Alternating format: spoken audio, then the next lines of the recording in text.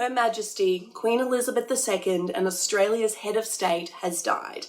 Flags lining the Sydney Harbour Bridge were lowered to half-mast with a flag lowering ceremony commemorating the life of Her Majesty Queen Elizabeth II taking place at Parliament House.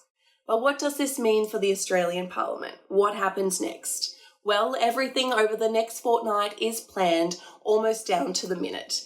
The plan has been handed down from Governor-General to Governor-General and Prime Minister to Prime Minister for decades. It's been guided by the palace, who have had a plan and been practicing for years, and pretty much the same thing will be happening right across the Commonwealth.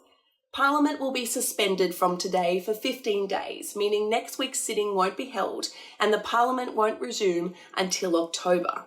Flags will be lowered to half-mast and the Prime Minister and Governor-General's websites go into obituary mode. In Canberra at dusk, a 96-gun salute, one shot for every year the Queen lived, will be held.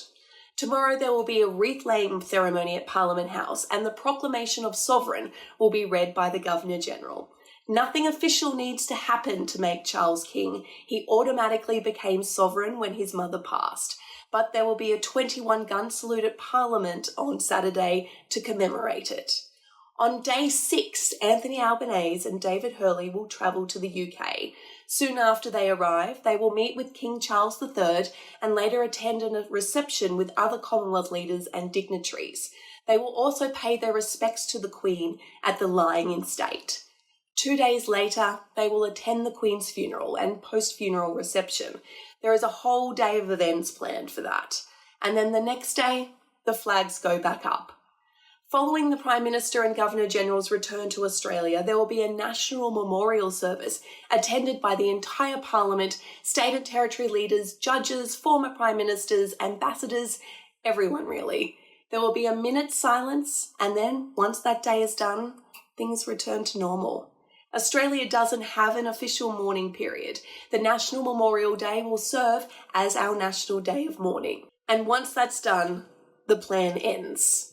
I want to tell you all how happy I am to be amongst you and how much I look forward to my journey through Australia.